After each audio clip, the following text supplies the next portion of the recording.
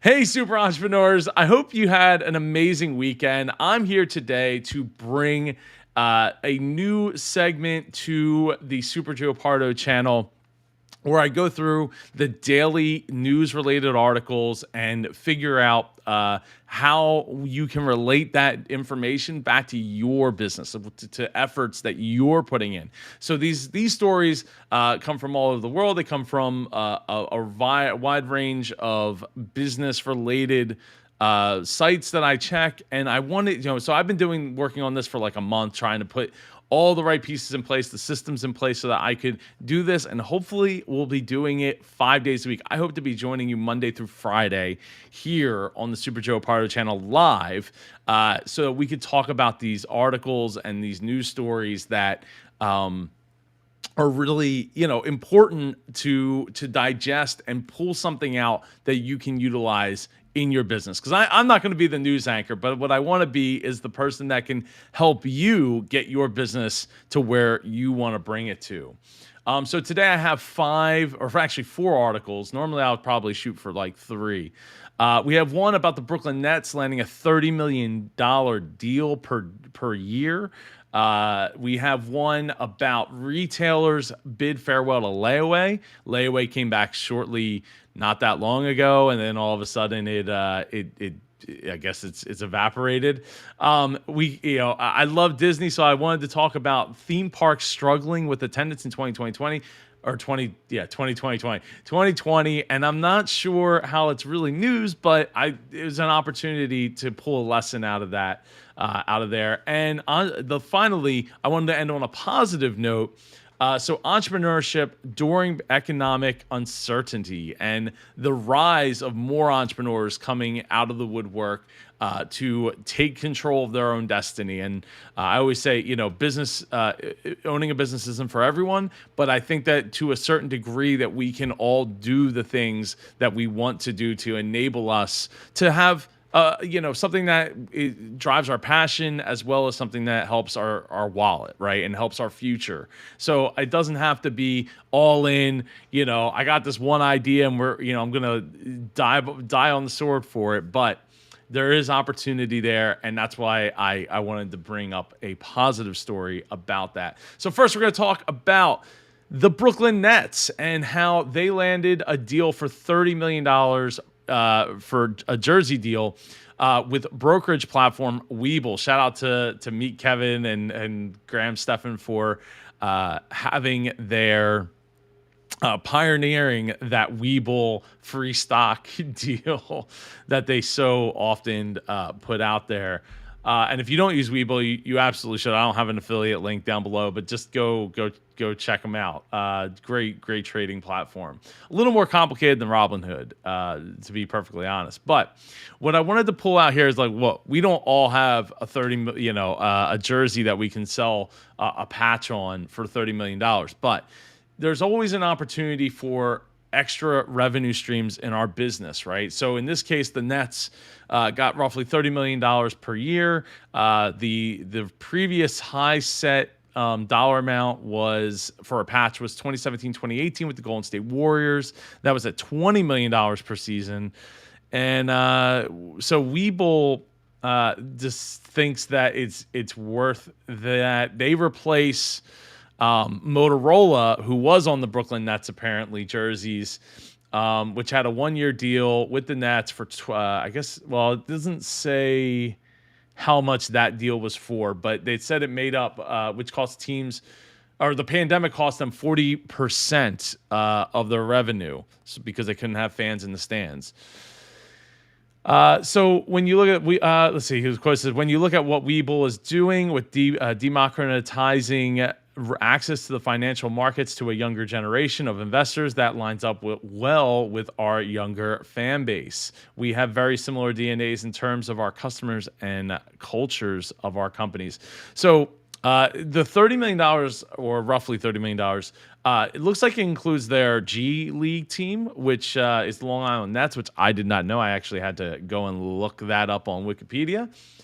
And so I think that's really smart to like get creative of like, okay, we have X amount of dollars we need to generate, right? And we're not quite sure how we're going to get there. We have a huge financial setback. What can we do to mitigate that, right? Maybe it's not just about just the patch here, but then you're like, hey, let's throw in the G League. Let's roll in something else. So you start looking at your business and like, okay, how do we generate another revenue stream? Is there someone we can partner up with? Is there an event that we can have? Is there something else that we could do to generate that revenue that we might be losing through the pandemic, through the last 18 months of this?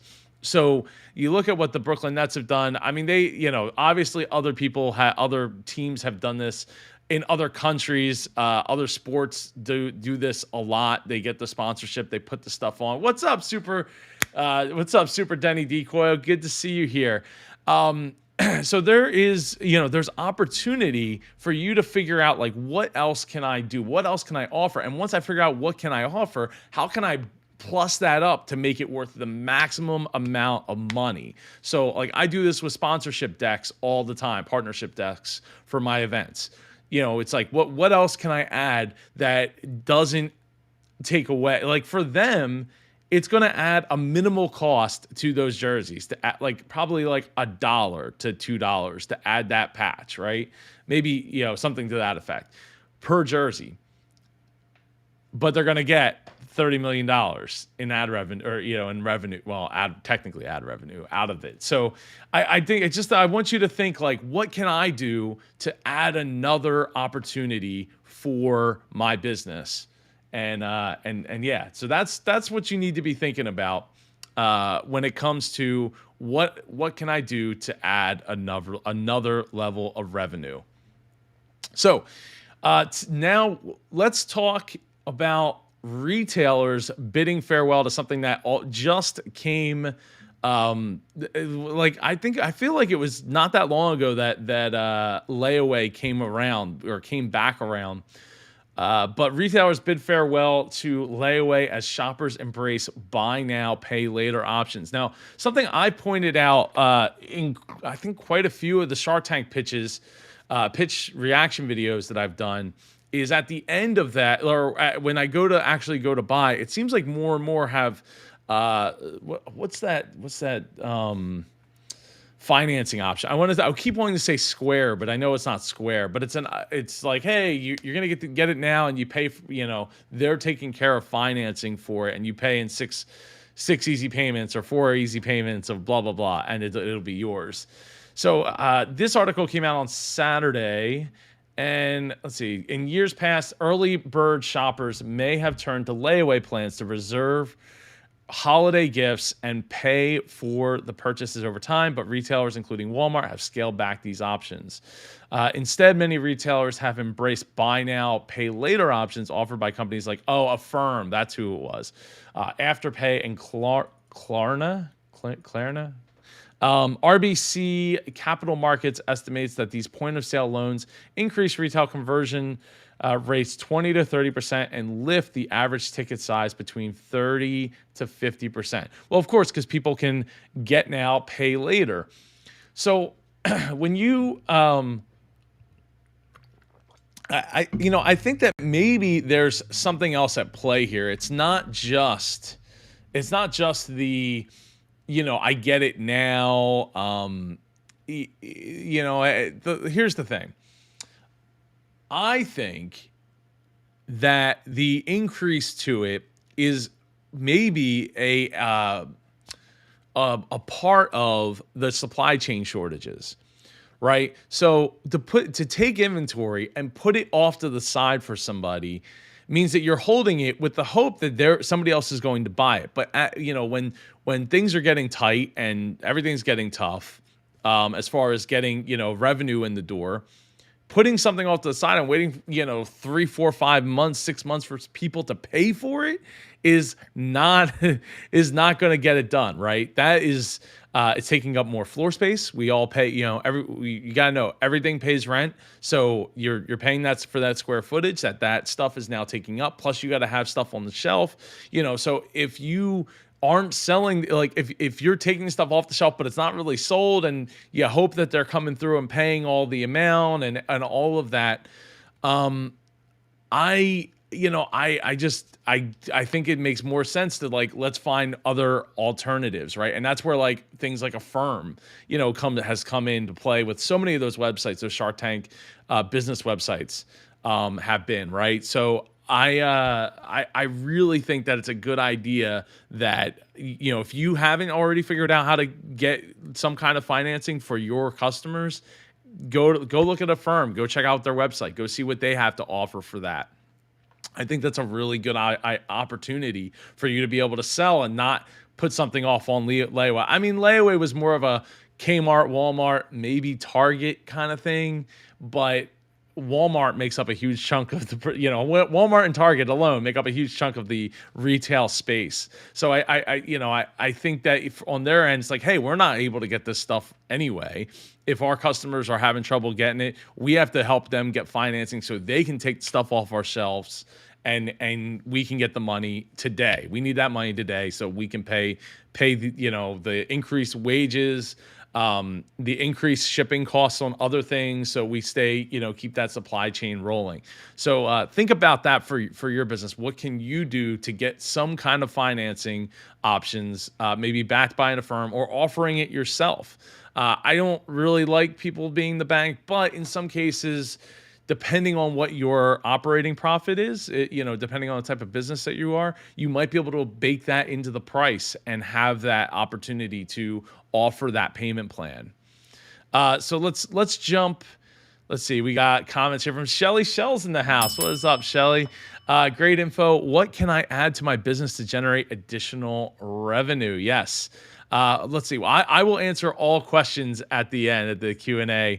Denny Decoy says, Super Joe, I'm stuck at trying to find the right manufacturer company to make my invention product that can be used by recycled plastic so I can start my Kickstarter campaign. Woo, man. Okay. I will come back to these questions at the end. Let me get through. I got 2 more articles here. Today, we're going to talk about theme parks struggling with attendance in 2020, not 2021. I thought that it would make sense for them to talk about 2021 and how they've, had struggled through this year. But apparently, this article said last year wasn't a great year for theme parks. It's like, well, if you weren't paying attention at all, they weren't great. I mean, Disneyland and Disney World were both shut down for a good chunk of 2020. In fact, Disneyland didn't open until this year. So Disney World opened, I think it was 3 months or so after the initial shutdown in March. And I think, if I remember correctly, Universal opened up slightly sooner than that. So the parks being hampered by maximum capacities and just, people not wanting to necessarily travel. Maybe you have a bunch of local market that's coming to your park, but are you getting the people that are getting on a plane and all that? So 2020 was a very crazy year that has mostly not ended. For various reasons, but it says the report states 2020's attendance is largely a function of regulatory agency restrictions limiting parks operating days and capacities, and not park popularity and management. So I don't. So look, I'm very much in tune with what Disney and Universal do at their parks. I listen to a couple of different podcasts and a couple of different resources talking about their businesses, because I'm always interested in what they got going on. And it's not just it wasn't just about regulatory agency restrictions, because Disney limited their own stuff, and they have continued to not necessarily go by what their state restrictions are when it comes to Florida and Disney World, not necessarily Disneyland. The part of the problem that Disney World ran into that Universal Studios didn't necessarily have was, Disney World is like it's a city. There's so many moving parts in there, and there's so many people that are needed to be able to make it operate and just keep the gears turning, versus Universal. Universal's massive, but Universal's definitely not Disney. It's like two totally different things when it comes to how do we get this started back up. And so I think that part of the problem there is actually more to do with just getting personnel. So in Disney's case, a lot of things didn't come back right away, or came back in very limited capacities, as far as like shows and food options and all these things. And they didn't even be able to get the food. I mean, Disneyland, it was basically like, hey, what do we have to serve for lunch today? Like, well, what did the cast members bring in for lunch? And we'll serve that. Or what did the cast members pick up at Costco before on their way in? Chicken nuggets. All right, it's a chicken nugget kind of day. It's like, these are the kinds of constraints that they have been operating through. And when it comes to your business and looking back and saying, well, have I or we been operating at 100% capacity the way that we could be or should be, or what has played a role in it? Like I said, I think that this report is a little unjust, in the sense that they definitely have staffing shortages, bus driver shortages, hotel staff shortages, food prepper shortages. So I don't think that this is totally the full picture. But I want you to think about, okay, well, what has been the problem, and identify it, so that we can say, okay, how can we go around that problem? What can we do differently? What could I offer that's differently to generate another revenue source, right? And Disney has sort of figured some of that out, right? They went through and they changed up their annual passes, right? So they have these tiered annual passes. They think they used to have like 3 or 4, and now they have like 7. They've tempered some of the offerings that they have because of the shortages, and enabled them to reduce costs in some ways. So just think about all these things, every aspect of your business, when you're like, how can I get through the problem that we have right now? Like when these are the things that are happening, what can I do to get through that? What can I do to go around that? Whatever it takes to make that happen is what you need to be looking at. So, identify the problems, identify the shortcomings, so you can start to figure out the ways around them, rather than just having them in the back of your mind. They weigh you down, they slow you down. It's not healthy, and it's not going to help get you where you want to be. So finally today, I want to talk about entrepreneurship during economic uncertainty, why millions of people have started a business during the pandemic. I wanted to have, this article today, I wanted to have something that was positive for everybody to kind of, feel good about. This article is back from September 14th. I'll make it a little bit bigger here on the screen. So during the pandemic, entrepreneurs opened their own businesses at more than twice the rate seen in pre-pandemic times, thanks to government support programs and improved remote technology that weren't available during the economic downturns, such as the Great Recession. Yeah, the internet has opened up so many doors. High-speed internet availability to so many more people has opened up so many more opportunities. Here's a success story. So, since it's official, where's the name of the business. Oh, okay. Since its official launch in August 2020, LoungeFit has made $35,000 in sales and acquired over 105,000 followers on TikTok. In November, Smith posted a how-to video for those looking to start their own clothing brand. The post helped bring in $3,000 in sales in one day and now has 370,000 views and nearly 65,000 likes.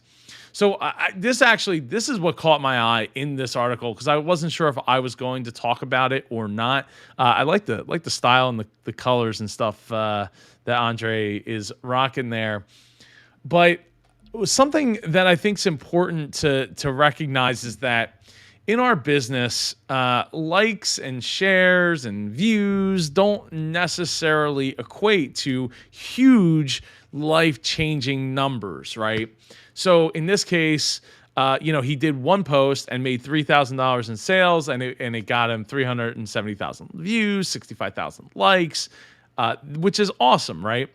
But I would say that if you're looking at somebody else and you're saying, hey, you're getting all these views and you're getting all this attention, is it bringing in enough? Now, if every post he does hits that $3,000 mark, well, start posting every single day and you got yourself a really crazy, business. But in August 2020, LoungeFit has made 35,000 in sales. So I don't know if since its launch. So total is 35,000 in sales.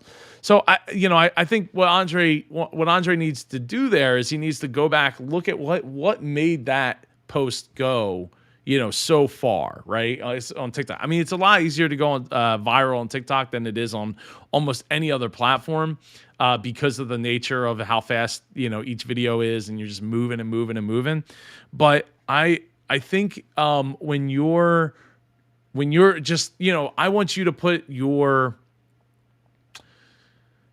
I don't want to say skeptical cap, but I want you to put your thinking cap on when it comes to your thinking cap on when it comes to whether or not these posts, these views, these likes are translating to enough business. Because I would say probably not. 35,000 is great, but I also wonder, did Andre already have some kind of following prior to starting that? To have people that already know, like, and trust him and want to go and get in to what he's doing. It is not easy to produce something that people will share. It's not easy for something to produce something that will get that widespread hit out there. But I applaud Andre for going in and doing it. And here you go to echo everything I just said, because I didn't honestly fully read the article, but honestly, it's been an absolute roller coaster ride. But I wouldn't change it for anything, honestly, because to come from where I came from and to build something like this is a dream for a lot of people. Ding, ding. I mean, creating your own clothing line is not easy. I mean, look, I'm rocking the Super Entrepreneur stuff. You can go to shopsuperjoe.com to go get your hats and t-shirts and I have more hats and designs coming and books, signed copies of my book. But I just think that we just need to make sure that we're putting our expectations in check, right? And expectations of what other people are achieving too. Like, we see the big numbers, like, oh man, I wish I had those big numbers. But in one day that post brought 3,000, and total since last year 35,000, which is a great start to a company that most businesses lose money. Hopefully Andre is keeping his costs super tight so that he's keeping as much of that 35,000 as possible. Obviously he's got costs and things, so there's only so much he's going to be able to keep, but keep up the great work, Andre, and keep pushing and go back to what worked in that video and figure out, like, what was the thing that pushed that video over the top, especially now that you have a year's worth of content that people have viewed and taken in. There's a bunch of other stories here. Let's see. Raven Silas a 27-year-old in New Orleans found inspiration for her new business via social media after being laid off from her job as a marketing manager at the beginning of the pandemic. She said her new anxiety led her to experiment with different coping mechanisms, including affirmations, which she discovered on TikTok. Now, the positive statements are used as the base of her handmade candle brand, Breathe in Light, she started in October of last year. I decided to pair the affirmations with the actual candles, and people actually liked it. Something just kept nudging me to go forward. She also turned to TikTok to market her brand.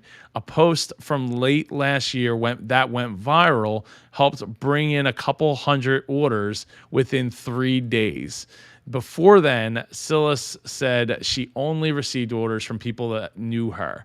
I opened my phone and my video had like 1 million views and was like, wow, didn't expect that to happen. And it probably was it might have, a few hundred orders is actually a kind of a problem, because if you don't have the stuff to be able to make said candles, all of a sudden you're not delivering on the thing that you're putting out there. So always try to be ready, but don't overextend yourself when it comes to that. I hope you enjoyed this positive article to end the day. So now let's get to the Q&A of this. So Shelly was asking, great info. What can I add to my business to generate additional revenue? So I think that's an important question you always need to be asking. So Shelly, in your case, if your business is in social media marketing, right? Marketing for other people, marketing for other businesses, look in deeper to like, first off, what are your competitors offering, right? Are you even offering what your competitors offer?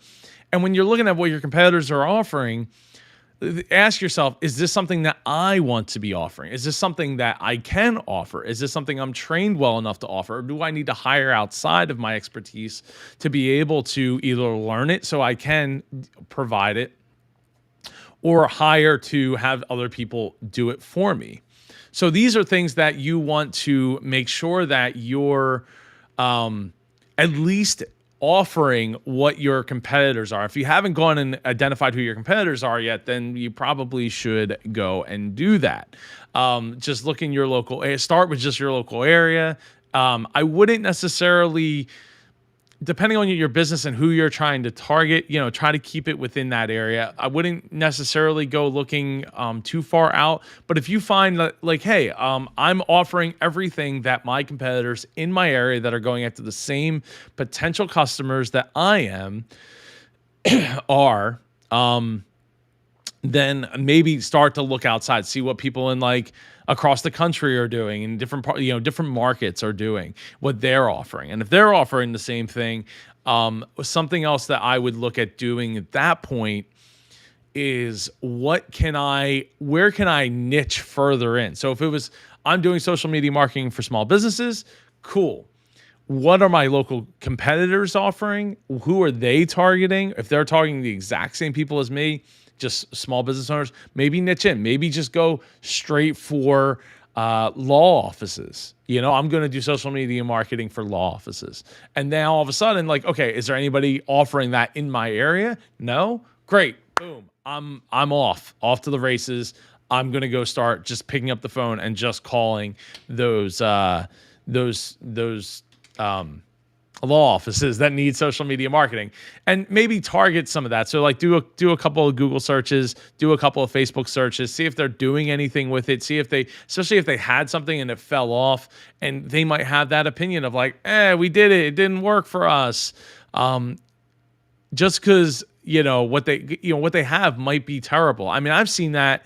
There was one example where a social media company was like, they didn't know what to post for a company. So they started posting about the weather every day. And I'm like, this doesn't really have much to do with what they're like. Nobody cares what the weather is in the wintertime in a place that's supposed to be a summer place. It's, you got to find ways of bringing up the happy memories, and getting people. I think it was like a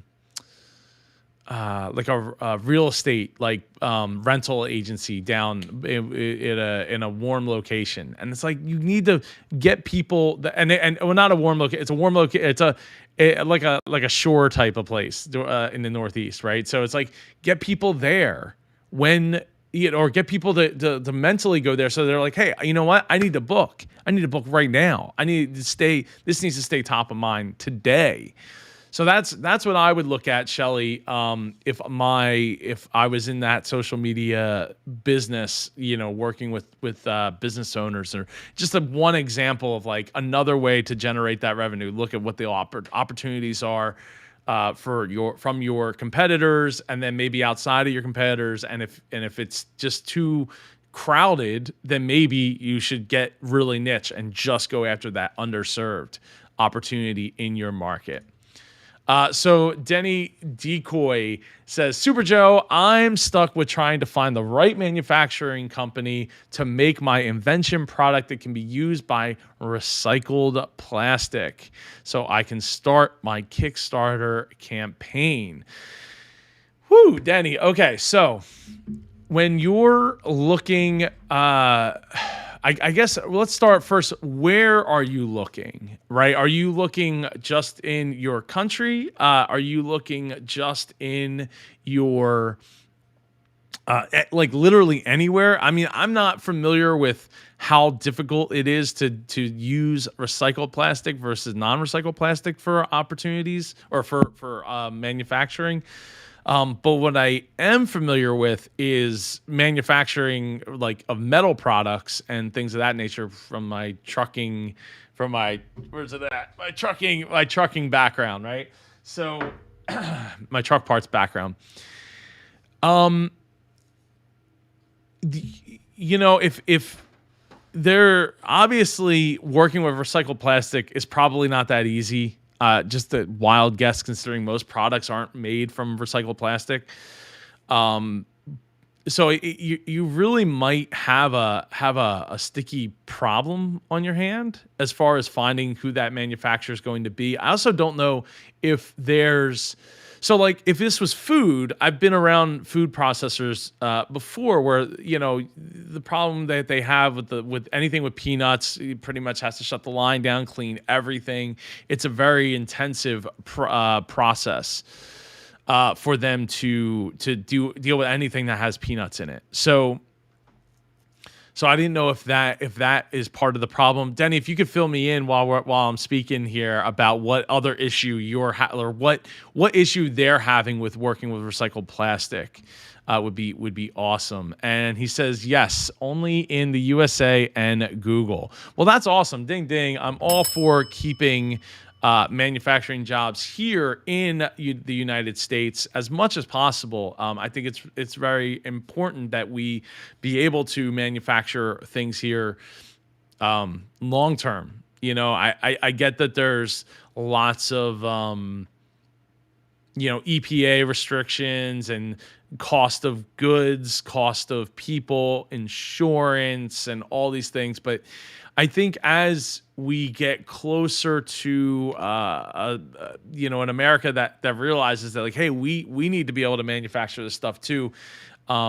There's way, and the other thing is we're also going to be more, I would think, more apt to care about the environment and how we're producing said factories and what we're producing within the country, as far as like forever chemicals and things of that nature. So I'm excited to hear something about, being able to create things out of recycled plastic. I forget who it was. Somebody asked in the comments, like, why aren't plastic bags recyclable and what can we do? And I should have actually, I might actually have one upstairs. I have a gray plastic bag that says it's printed on it like, this bag is gray because it was made with recycled plastic, which is awesome. And then I got me thinking, like, is that the reason?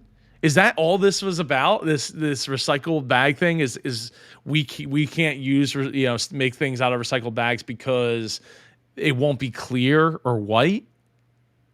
Is that the whole hold up here to not utilize them? Now I don't know what kind of energy cost goes into utilizing to making recycled, plastic or bags that are made out of recyclable bags or recyclable plastic.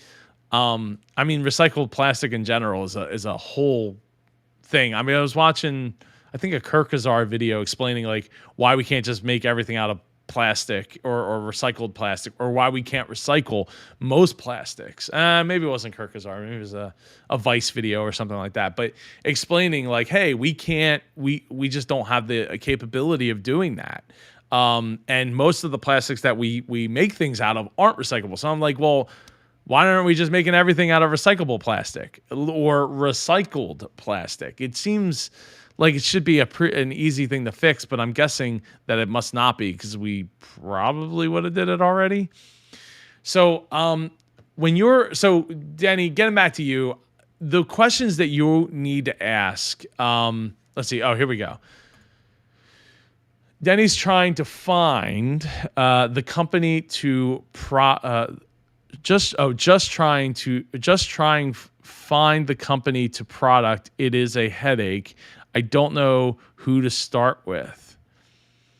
Just trying to find the company to. Okay, so the company that you're going to make the product with in general.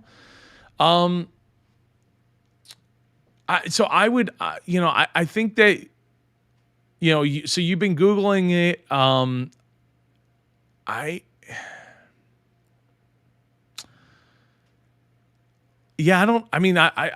kind of curious as to how many businesses or how many manufacturers there are in America in general that work specifically with plastic, let alone recycled plastic.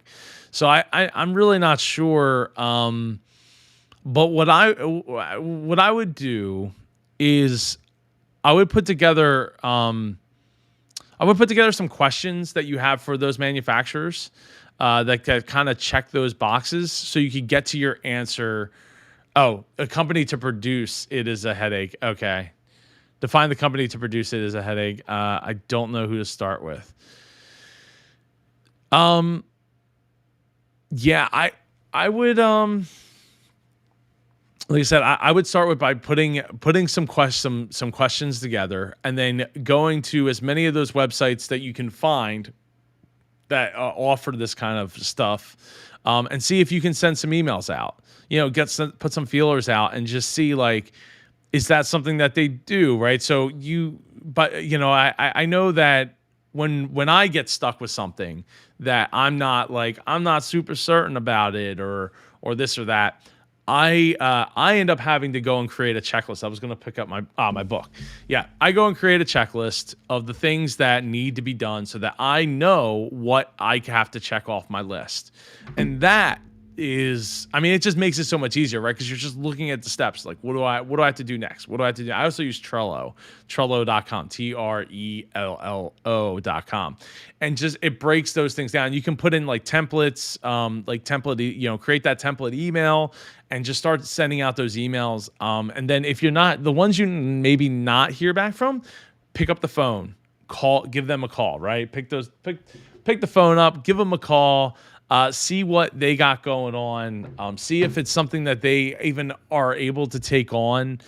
So I would just start with any plastic manufacturing company in the U.S. period, and then maybe I don't know, but if that starts to look like it's kind of dry, then I would kind of broaden it and maybe look at like some metal manufacturing companies, right? And I guess the other thing is I don't know if they have recycled plastic filament for like 3D printers, if that's like an option for you. I'm not sure what your product is, so I'm not able to speak on that directly, but that might be something as well. Just enough to get you that Kickstarter campaign video, so that you can put it out there and say, okay, like we're doing this, and like here's our prototype, and we have, and hopefully you'll have somebody. If nothing else, if you don't have a full on prototype just yet, then, and to show those manufacturers, getting yourself a 3D printed one. There's plenty of websites like, I would just Google like, where can I, get something 3D printed? If you don't already have, something like that together, like some like diagrams or something to that effect to be able to get it printed. So if you get it printed, there might even be a local printer to you. You get it 3D printed, then you can go and say, okay, look, this is exactly what I'm looking for, and then bake that into your questions. But I would start just with like emailing as many plastic manufacturing companies as possible, if not manufacturing companies, and go from there. Yeah, I mean that's without having more information. That's the best I could do, and apparently that is good enough. Awesome. Glad I could. Please, Denny, any questions you have, please feel free to come back and ask them.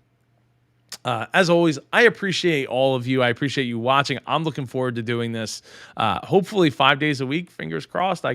Worst case scenario, I will be here with the Super Entrepreneur News. If somebody has a suggestion for what I should call this other than Super Entrepreneur News, it's very long-winded, would be awesome. I was trying to think of like send, like, hey, we're going to send it. Like, this is the Super Entrepreneur, Super EntrepreNEWS. There you go. Super EntrepreNEWS. That would be awesome. So feel free to drop that in the comments below or in the chat if we're still live and you have an idea of what I could call this. So maybe Super EntrepreNEWS. Yeah. So I appreciate you all. I will see you all tomorrow. We actually have a video going live right now. There's a Shark Tank video going live right on this channel right now, premiering. So I'm going to go jump over to that premiere. I hope you have an amazing day. Please get your questions together for tomorrow. Super Danny, I appreciate you. Super Shelly Shell, I appreciate you. Have a wonderful day, and I will see you all tomorrow at 10 a.m. Eastern here on the Super Joe Pardo channel.